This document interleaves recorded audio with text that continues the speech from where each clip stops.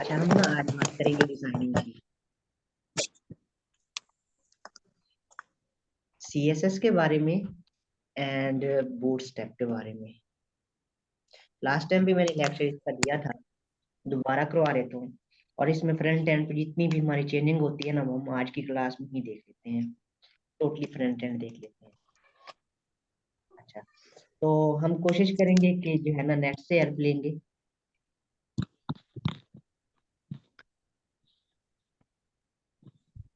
कोई सब line open कर लेता हूँ। और कुछ बच्चों के एक दो कोई क्वेश्चन भी थे कि सब लाइन जो है ना हम इंस्टॉल कैसे करेंगे और फिर उसको ओपन कैसे करेंगे। सिंपल सा मेथड, इतना मुश्किल नहीं है। आप आओ यहाँ और सब लाइन टेक्स्ट एडिटर,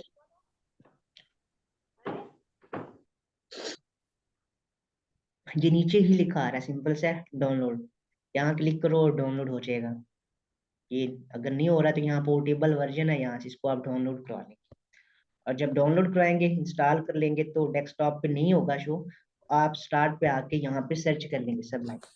सर ये वाला डाउनलोड नहीं होगा। सर ये 4 है, ये डाउनलोड नहीं होगा, ये पेड वर्जन है। कौन सा वाला? सर ये 4 जो सा अब नहीं है, ये विंडोज 4.1.6.9। नहीं, ये पोर्टेबल है, ये यूज हो जाएगा ये वाला। ठीक हो गया हाँ, सर। ये पोर्टेबल है। सर आप इसको वैसे ये पेड भी आप डाउनलोड कर सकते हैं। filecar.com एक वेबसाइट है, वहां पे जाके ना आपको ये हाँ, पेड मिल जाएगी अगर ये क्रैक। नहीं है तो फिर इजी है, VS कोड कर लें। उसमें तो इस तरह का कोई चक्कर नहीं है, वो भी सेम इसी तरह काम करता है। नहीं सर, ये साथ में पड़ा हुआ ना, 3 पड़ा हुआ है, ये तो हो जाता डाउनलोड। हाँ, ये कर लो, ये भी सेम उसी की तरह है। सेम काम कर रहा है, इतना मुश्किल नहीं है ये। सेम उसी तरह है। VS कोड भी दिखा देता हूँ, सेम इसी तरह काम करते हैं। VS कोड मैंने न्यू न्यू विंडो किया, वो नहीं है इसमें। अच्छा, तो ये पोर्टेबल वर्जन है, इसमें आप इसको एक्सट्रैक्ट करके ये यूज करने। खैर, सब लाइन ओपन करेंगे और इसमें अपना कोड हम लिखेंगे।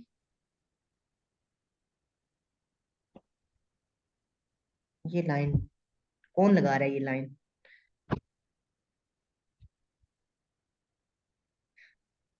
ये लाइन कौन लगा रहा है? असद मलिक है शायद। लगता है ये सीख रहा है मशरूम चलाना। क्या कहूँ इसको। असद मलिक ही है। असद यार, बंदा बन जा। क्या कर रहे हो यार? छोड़ दो इसको। वही मैं ब्राउजर पे क्यों, मैंने कहा उनकी वेबसाइट क्या होगा लिंक, वो तो बार बार लाइन से जा रहे हैं।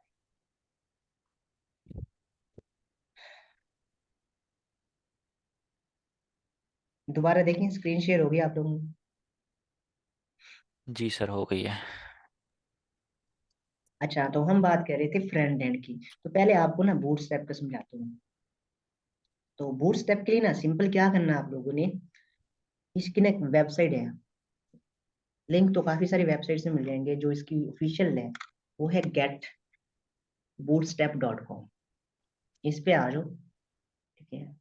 और पहले ही वेबसाइट आप ना, बल्कि आ गई है, इसमें क्या करना है, हम डायरेक्ट वेबसाइट पे ही आ गए हैं। getbootstrap.com, इसमें आ जाए और थोड़ा स्क्रॉल डाउन करें इसको।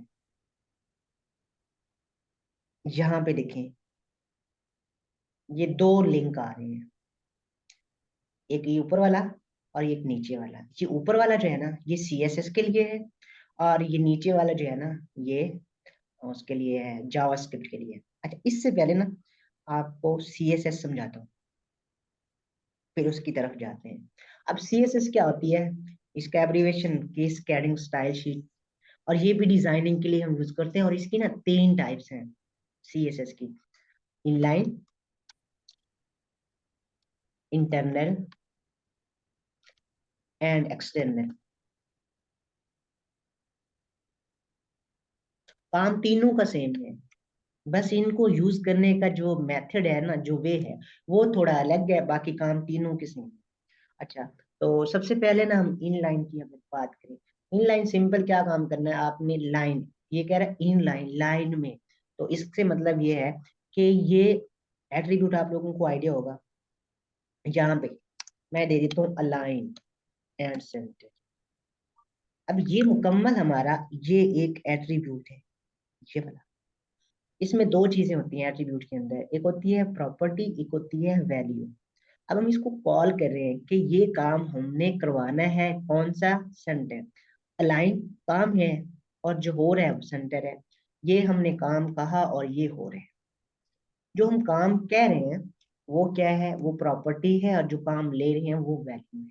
इन चार ये समझ ले कि इक्वल से पहले प्रॉपर्टी होती है और इन्वर्टेड कॉमास के अंदर जो है ना वो उसकी वैल्यू होती है। वैल्यू चेंज होती रहती है, लेकिन काम जो करवाना काम तो वही रहेगा, सेंटर लेफ्ट राइट जो भी होगा। तो वैल्यू डिफरेंट हो सकती है, लेकिन ये प्रॉपर्टी फिक्स होती है हर काम की। मतलब अगर आपने इसको सेंटर में लेके आना है तो उसके लिए जस्ट अलाइन ही प्रॉपर्टी यूज कर सकते हैं। अब सेंटर को जो है लेफ्ट राइट लेके जा सकते हैं। अच्छा, तो अब हम बात कर रहे हैं इन लाइन की। तो इन लाइन के लिए हम एक एट्रीब्यूट यूज करेंगे जिसका नाम है स्टाइल, और यहाँ पे हम CSS यूज करेंगे। अब इनलाइन से फायदा ये होता है कि हम जिस टैग पे काम करना चाहें वहां पे सिंपल जाके स्टाइल लिखें और उस पे काम करें। अब कैसा काम करवाना है हमने? अच्छा, क्योंकि ये PHP की फाइल है, डायरेक्ट ब्राउजर में ओपन नहीं होगी, हमें सर्वर स्टार्ट करवाना पड़ेगा।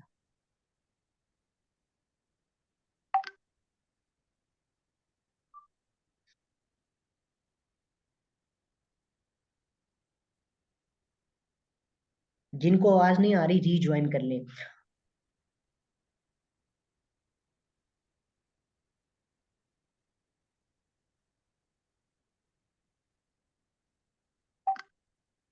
अच्छा, हम काम कहाँ पे कर रहे हैं?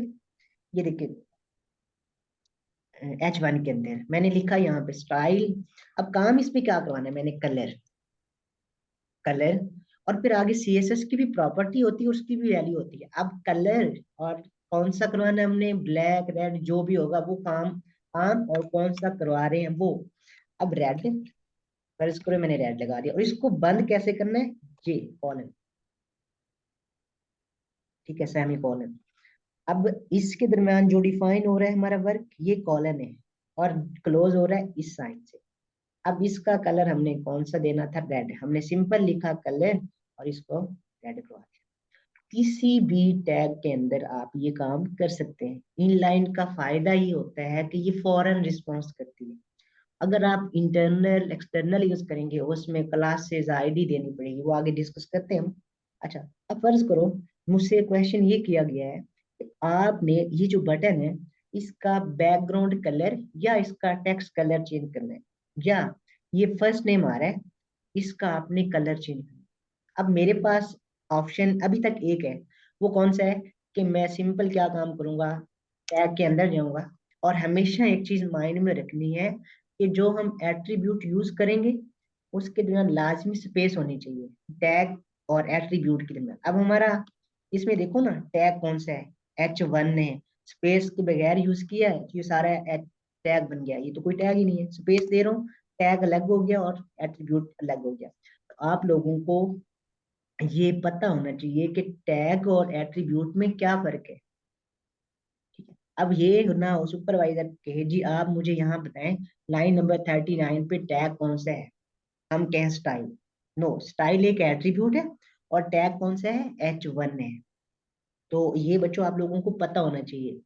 अब नीचे अगर हम आते हैं फॉर्म में, तो फॉर्म में भी एक एट्रीब्यूट हमने यूज किया है। अगर वो कहता है मुझे यहाँ पे लाइन नंबर 40 पे बताएं टैग कौन सा और एट्रीब्यूट कौन सा है, तो हम कंफ्यूज हो सकते हैं यहाँ पे। और इस तरह क्वेश्चन अक्सर कर लेते हैं, क्या आप मुझे ये बताएं लाइन नंबर 40 पे टैग कौन सा यूज किया आपने, तो हम वहां पे मेथड नहीं कहेंगे, हम फॉर्म कहेंगे।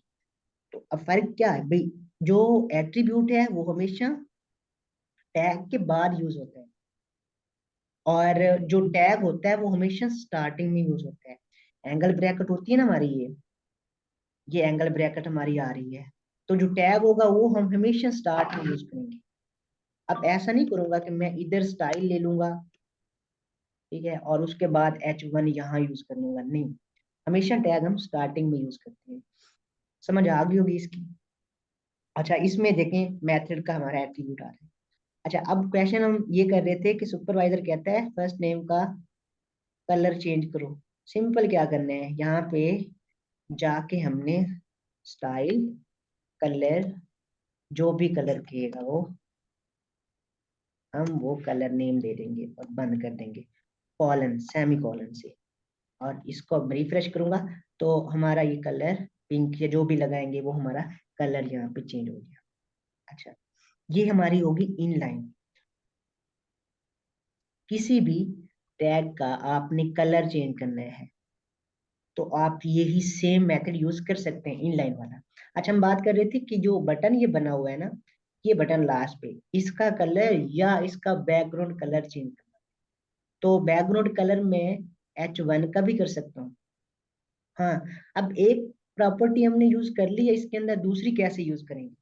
अब इसके लिए आपको ये नहीं करना पड़ेगा दोबारा स्टाइल लगाओ, नो, इस तरह काम नहीं होगा। हमने एक स्टाइल का एट्रीब्यूट ले लिया है, और हमेशा एक चीज माइंड में रखनी है कि एक टैग के अंदर सेम नाम से एट्रीब्यूट यूज नहीं हो सकते, एक ही टाइम यूज होगा। तो हमने स्टाइल का एक यूज कर लिया, दूसरा यूज नहीं होगा। हाँ, इसमें दूसरी प्रॉपर्टी यूज कर सकते हैं। तो ये बंद हमने इसलिए किया है कि अगर हमने कोई और प्रॉपर्टी यूज करनी है तो इसके बाद कर सकते हैं। अब मैं यहाँ पे क्या करूंगा, लिखूंगा बैकग्राउंड कलर, वो कह रहे थे ब्लैक लिखा, मैंने यहाँ पे ब्लैक कलर, ये बैक कलर हो गया। अब आप किसी भी टैग का बैकग्राउंड कलर करना चाहो, उसका टेक्स्ट कलर करना चाहो, सेम यही वाला मेथड आप यूज कर सकते हैं। चाहे बटन है, चाहे कोई टैग है, चाहे पिक्चर है। और अगर आप बॉडी के बैकग्राउंड, हमारे पास बॉडी आ रही है, इसका बैकग्राउंड कलर चेंज करना चाह रहे हैं, तो आप ये मेथड यूज कर सकते हैं, background colour grey, background colour change हो।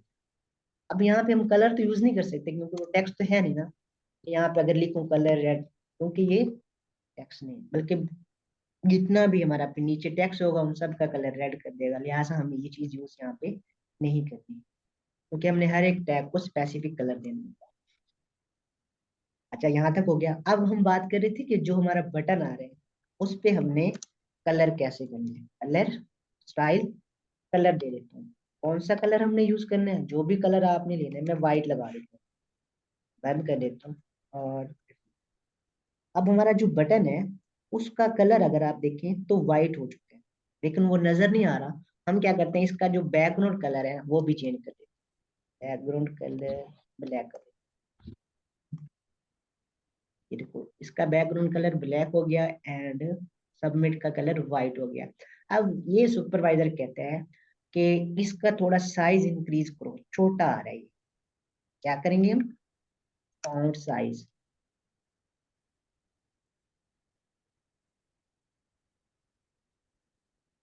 पिक्सल के हिसाब से भी दे सकते हैं, परसेंटेज के हिसाब से भी दे सकते हैं। अब यहाँ पे एक चीज समझानी है आप लोगों को, सीएसएस में एक चीज माइंड में रखिएगा कि ऐसा एट्रीब्यूट जो उसमें दो वर्ड हो उसको हमेशा हाइफन साइन से लिखना है। दोबारा रिपीट कर देता हूँ कि सीएसएस के अंदर ऐसी प्रॉपर्टी जिसमें दो वर्ड हो, या जैसे कलर है, ये सिंगल वर्ड है जस्ट कलर। अब जैसे ये बैकग्राउंड हमने यूज किया, बैकग्राउंड कलर, दो चीजें आ गई हैं, दो वर्ड आ गए हैं, तो उनके दरमियान, दो वर्ड के दरमियान हमेशा हाइफन साइन यूज करना। अब यहाँ पे देखो आ रहा था फॉन्ट साइज, फॉन्ट और साइज के दरमियान मैंने ये हाइफन साइन यूज किया।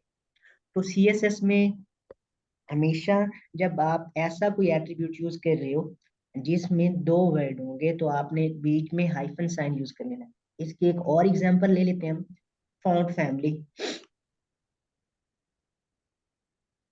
मतलब हमने इसका फॉन्ट स्टाइल चेंज करना है, तो फॉन्ट फैमिली मैंने लिखा, आगे जो भी है Arial, time new Roman etc वो हम चेंज करवा सकते हैं ऐसे ही। यहाँ तक क्लियर है?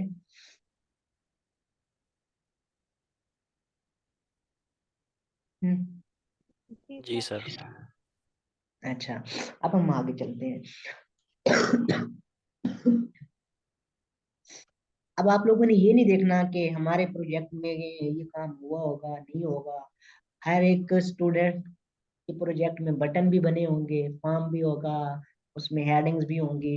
तो काम क्या करना है, कलर चेंज करना है, सेम मेथड यूज करें, बैकग्राउंड चेंज करना है, सेम मेथड यूज करें, टैग तो है ना हमारे पास। अच्छा, सिर्फ मेथड आइडिया होना चाहिए क्या हम यूज कर सकते हैं। अच्छा, ये हम यूज कर रहे हैं इनलाइन। अब हम आते हैं इंटरनल की तरफ। इनलाइन के लिए ना एक चीज माइंड में रखिएगा, हम स्टाइल का एट्रीब्यूट यूज करते हैं। यहाँ पे शॉर्ट शॉर्ट लिख देता हूँ,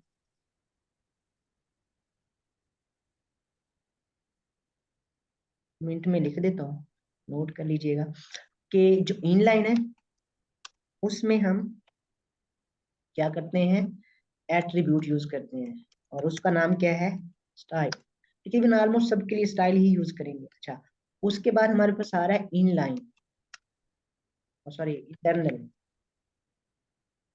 इसके लिए हम क्या करेंगे, टैग यूज करेंगे, और टैग का नाम क्या होगा, वो भी स्टाइल होगा। और इंटरनल के लिए हम एक एक्सटर्नल के लिए हम एक सेपरेट फाइल बनाएंगे with extension dot C S S. आगे प्रैक्टिकली करते हैं। अच्छा, हम आते हैं आगे।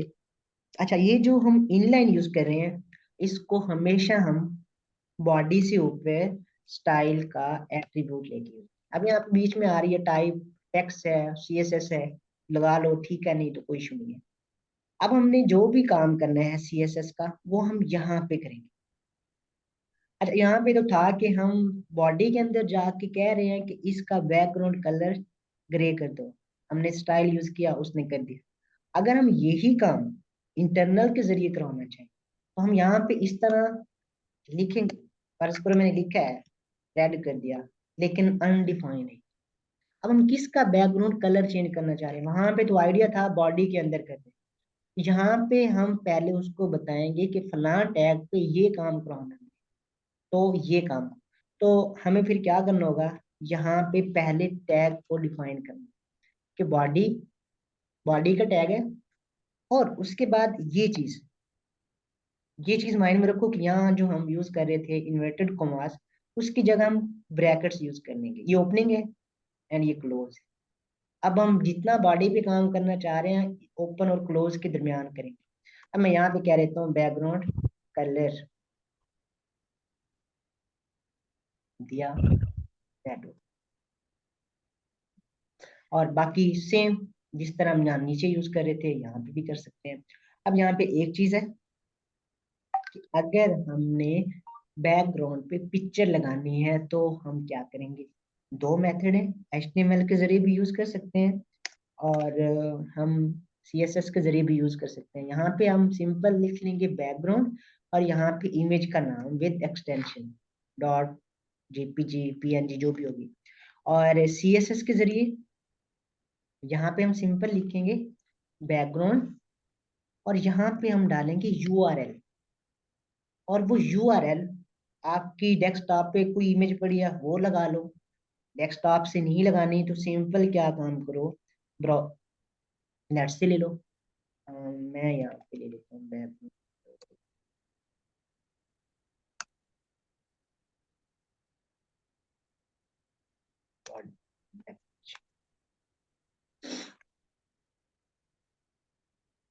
यहाँ से कोई भी ले लेता हूँ।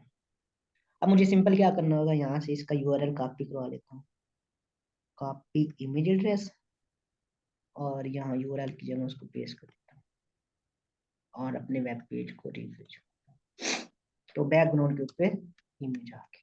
अभी ये मैंने सिंपल क्या किया, नेट से इसका URL ले लिया है, आपके कंप्यूटर में पड़ी होगी तो आप वो भी यूज कर सकते हैं। तो ये हम बैकग्राउंड पे पिक्चर लगा रहे हैं, और यहाँ पे भी सेम ऐसे ही कर सकते हैं इनलाइन के जरिए, स्टाइल और बैकग्राउंड लिखो, बाकी सब सेम है, URL और यहाँ पे उसको पेस्ट कर दो। तो अब हम फर्क क्या है और फायदा क्या है, इसमें ही होता है कि ये जो हमारा टैग है और जो एट्रीब्यूट है उनमें समझ नहीं आती, फिर वो खिचड़ी मच जाती है जैसे कह लें। और इनलाइन इंटरनल करते हैं तो हमारा CSS का कोड एक सेपरेट आ जाता है। तो और दूसरी चीज ये भी आ रही है कि अगर सेम टैग बॉडी के अंदर आ जाएंगे तो सब उन पे काम सेम हो जाएगा, लेकिन फिर उसका एक हल होगा, वो क्या होगा कि हम क्लासेस और ID देखेंगे। और अब मिसाल ले लेते हैं H1 आ रहे, और मैं यहाँ पे काम कर देता हूँ कि इसका जो बैकग्राउंड है उसके पीछे भी हम पिक्चर लगा सकते हैं, सेम URL कॉपी कर देते हैं, ये वाला उठा देता हूँ यहाँ से। अब क्या होगा, H1 के पीछे पिक्चर आ गई, वो लग गई। और अब हमारे पास ना यहाँ पे 3-4 H1 है।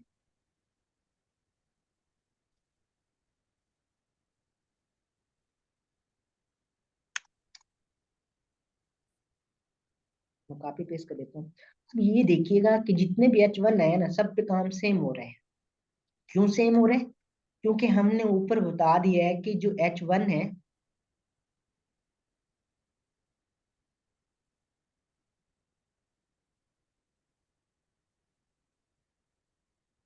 आप मुझे अपने ना सेटिंग देखें, आवाज में कोई इशू नहीं है, सब कुछ आ रही है थी।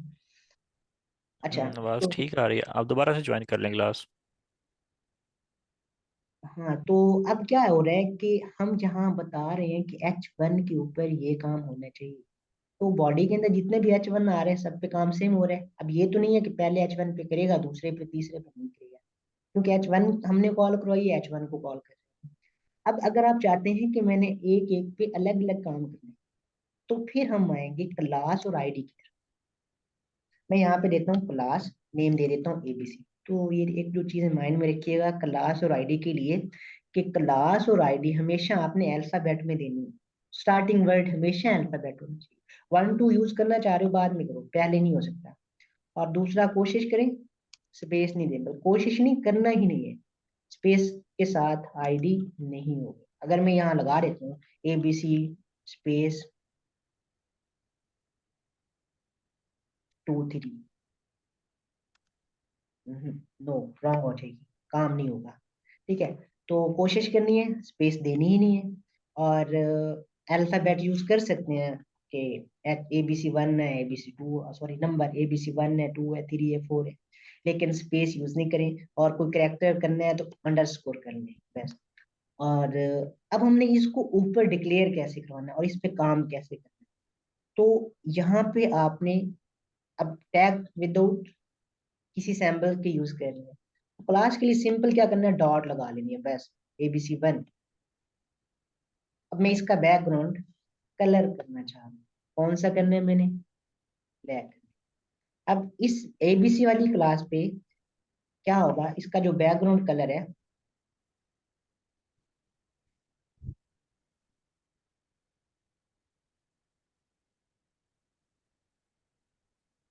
हाँ सही है, ABC1। और हुआ क्यों नहीं है,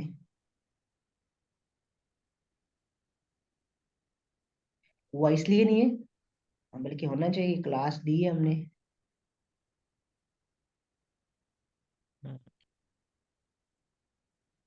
ABC1 कैसे क्लियर करें, हाँ ढूंढ रहे हैं,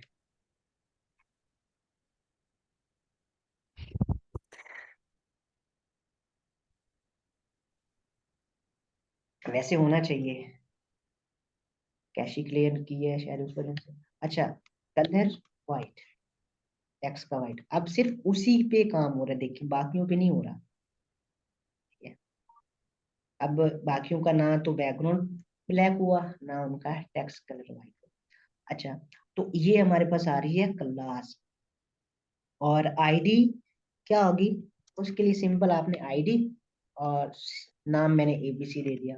अब सिर्फ यहाँ पे थोड़ा सा फर्क होगा, वो फर्क क्या होगा कि हम आईडी क्लास के लिए डॉट लगा रहे हैं, आईडी के लिए शार्प शाइन लगा रहे हैं, हैश लगा रहे हैं, बस बाकी काम सेम होगा। अब हम तीसरी टाइप जो है ना उसकी तरफ आते हैं, वो है एक्सटर्नल। वो क्या होगी, एक्सटर्नल में ये होगा कि आप एक सेपरेट फाइल बनाएंगे जिसकी एक्सटेंशन होगी .css।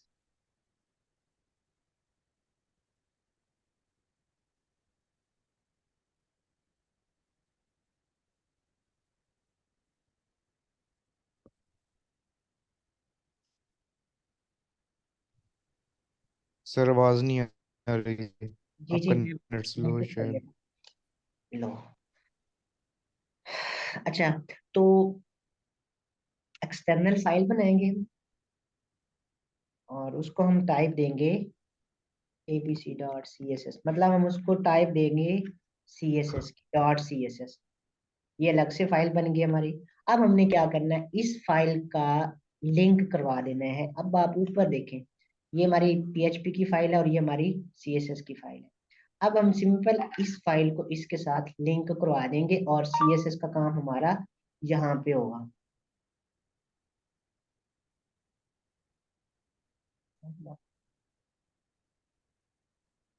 बाकी जैसे काम हमने वहां पे किया है यहाँ पे भी वही करना है। अब लिंक कैसे करवाना है, बस सिंपल यहाँ पे आपने बॉडी से ऊपर कहीं भी यहाँ पे आप क्या करें, लिंक,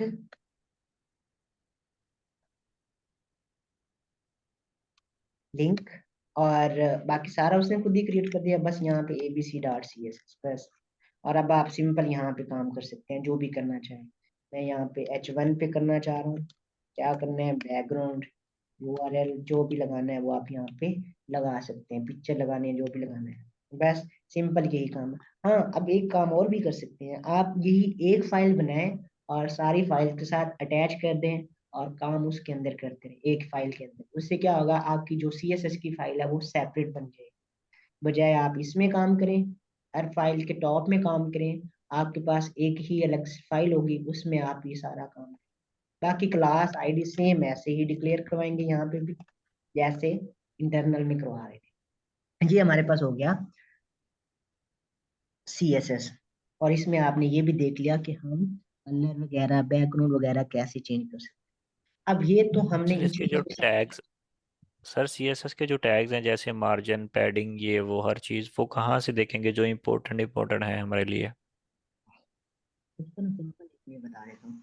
आपके पास जो फाइल है ना, फर्ज करिए मेरे पास फाइल आ गई है, अब इसमें कोई चीज मुझे समझ नहीं आ रही, सिंपल क्या करो, ये कॉपी करो और ब्राउजर पे आ जाओ, पीछे लिख दो व्हाट इज, आ गई, ये कॉपी करो, बस एक ही बात देखो वो आइडिया हो जाएगा। नहीं तो मुझे बता दिया करना, जो जो चीजें होंगी मैं बता दिया करूंगा साथ साथ, क्योंकि एक एक चीज को क्लास में एक्सप्लेन करना काफी टाइम लग जाएगा। जो चीजें समझ नहीं आएंगी, जो मेन मेन होंगी वो बताता हूँ साथ साथ। अच्छा, अब हम आगे चलते हैं बूटस्ट्रैप की तरफ, इसमें काफी टाइम लग गया। अच्छा, तो बूटस्ट्रैप के लिए सिंपल क्या करना है, अब वो है वो भी CSS। अब उसमें फायदा क्या होता है, उसमें जो क्लासेस होती हैं वो प्री डिफाइन होती है, हम खुद से डिफाइन नहीं कर सकते। अब होता क्या है, यहाँ पे उसकी जो क्लासेस जो हम क्लास वहां पे देते हैं उसमें ऑलरेडी काम किया होता है। फर्ज करो मैं कह देता हूँ बटन, तो बूटस्ट्रैप के अंदर बटन की क्लास बनी होगी। मैं आपको यहाँ पे दिखा देता हूँ एक आध फाइल,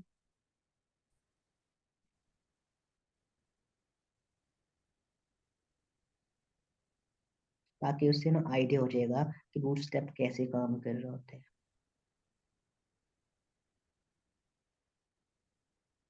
ये देखिए बूटस्ट्रैप की फाइल डाउनलोड करके रखी हुई है मैंने, ठीक है। और कुछ जो है ना हम क्या करते हैं, ऑनलाइन ही लिंक करवा देते हैं, तो उससे होता है कि नेट होगा तो काम करेगी, नहीं होगा तो फिर काम नहीं करेगी। और इसमें क्या किया हुआ है कि लिंक जो है ना कॉपी करवा के रखें। अब यहाँ पे देखें ये सारी क्लासेस यहाँ पे यूज हो रही हैं। अब हम सिंपल क्या करते हैं, वहां पे क्लास दे देते हैं। जैसे ये फर्ज करो क्लास एक्टिव आ रही है, ए एक्टिव के नाम से आ रही है, तो हम वहाँ ए एक्टिव की क्लास देंगे तो उस पे ये काम ऑलरेडी किया हुआ है। तो हमें बस ये जैसे बटन आ रहे हैं या नीचे देखेंगे काफी सारी चीजें आ रही हैं, हम जस्ट क्या करते हैं, क्लास का नाम देते हैं, काम पीछे की होता है ऑलरेडी। तो समटाइम हम फाइल डाउनलोड करवा लेते हैं, और या समटाइम ऐसा होता है कि हम लिंक करवा लेते हैं। तो हम भी यही काम कर रहे हैं कि जो बूट स्टेप है उसका लिंक लेके अपनी फाइल के साथ करवा रहे हैं, बजाय फाइल डाउनलोड करने की। फाइल भी हम डाउनलोड कर सकते हैं यहाँ से, ये देखें, और फिर उसका लिंक करवा देंगे। तो हम फाइल की बजाय ये डायरेक्ट लिंक ले लेते हैं जो ऑनलाइन काम करेगा, और इसके लिए नेट होना जरूरी है। मैंने इसको कॉपी किया, सेम जैसे हम एक्सटर्नल का लिंक करवा रहे थे ऐसे ही इसको आप यहाँ पे पेस्ट कर दें, ऊपर नीचे जहां मर्जी कर दें, और अब आप इस पे काम कर सकते हैं बूटस्ट्रैप। अब बूटस्ट्रैप में तो मैं ये स्टार्ट ही करवा देता हूँ बटन से, बूटस्ट्रैप के अंदर बटन कैसे बनाते हैं लास्ट टाइम भी क्लास दी थी, दोबारा दे देता हूँ। बटन टैग यूज किया, ये तो HTML का है। बटन का नेम बटन में। अच्छा, और अब बूटस्ट्रैप की यहाँ पे क्लास हमने लेनी। अब यहाँ पे एक दो चीजें समझ लीजिएगा। बूटस्ट्रैप की क्लास हमेशा उसमें दो वर्ड होते हैं, और क्लास में हम जैसे CSS में हमने यूज किया है कि CSS की जो भी प्रॉपर्टी होगी जिसमें दो वर्ड होंगे उसको हमने हाइफन साइन के साथ यूज करना है, तो यहाँ पे भी ऐसे ही होगा। मैं यहाँ पे क्लास यूज करता हूँ बटन।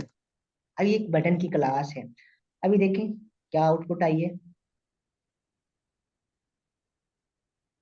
देखिए मैंने इसको लिंक करवाया, ये थोड़ा टाइम भी ले रहा है क्योंकि इसका ऑनलाइन लिंक होगा। अब ये बटन थोड़ा वर्क कर रहा है, ये देखिए बटन बन गया, लेकिन किस तरह का बनाना है वो अभी नहीं बना। तो हम आगे दूसरी क्लास यूज करेंगे, बटन बटन आके उसकी टाइप यूज करेंगे सक्सेस। अब देखिए हमारा बटन इस तरह से बन गया। तो बूट्स जहां भी आपको क्लास के अंदर दो वर्ड मिले, क्लास का नेम दो वर्ड में हो, तीन वर्ड में हो, तो समझ जाइएगा कि ये बूटस्ट्रैप की क्लास है। एग्जाम्पल ये फाइल में देखें, जैसे ये आ रहे हैं ऑफसेट कॉलम्स में स्मॉल, ठीक है, पैनल बॉडी फॉर्म ग्रुप, इसका मतलब है ये बूटस्ट्रैप की क्लासेस यूज की हुई है।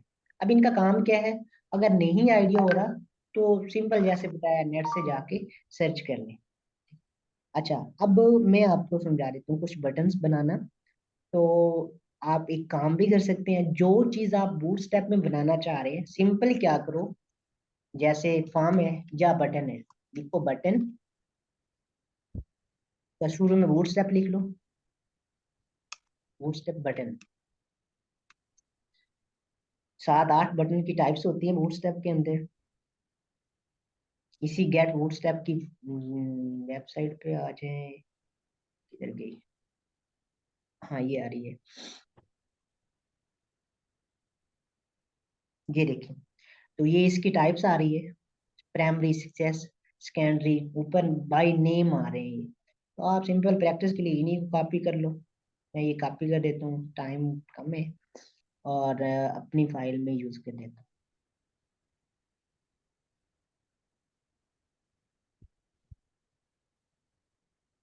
ये देखें हमारे पास बटन आ गए। तो बाय नेम इनके कलर है, प्राइमरी इस कलर का होता है, सेकेंडरी इस कलर का होता है, ठीक है। अभी मैं आपको ना दिखा रहा था बूटस्ट्रैप की बनी हुई फाइल। अगर हम इसमें सर्च करें ना, ये देखो मैं कर रहा हूँ बटन बटन,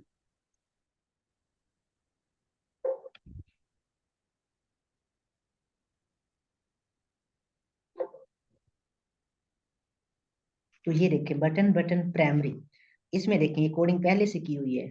इसका बैकग्राउंड कलर ये होगा और इसका बॉर्डर कलर ये होगा। तो हम सिंपल क्या काम करते हैं, उसकी जो क्लास होती है उसको डिक्लेयर करवा देते हैं, CSS में उसका बैकएंड पे काम किया होता है। अब यही फाइल हम अटैच करवा लें या हम यहाँ से लिंक ले लें, तो ये ऑनलाइन फाइल स्टोर होती है, और हम ये जो लिंक देते हैं ना, ये इनकी फाइल यहाँ पे स्टोर होती है, ये देखें। और उसका रेफरेंस यहाँ पे दिया हुआ, लिंक दिया हुआ, जो हम वहां से कॉपी कर रहे होते हैं। तो रेफरेंस के अंदर हम क्या कर रहे हैं, जो उनकी वेबसाइट पे फाइल पड़ी है उसको हम अटैच करवा रहे हैं। और ये चीज माइंड में रखनी है भाई, उसमें कोड पहले क्या होता है। अगर हम फाइल डाउनलोड कर लेते हैं तो उसमें हम चेंजिंग कस्टमाइज भी कर सकते हैं, लेकिन जो हम पर लिंक ले क्लास का टाइम ख़त्म होने वाला है, दोबारा से लिंक शेयर कर लेते हैं। करेंगे, लिंक शेयर कर दें। ओके।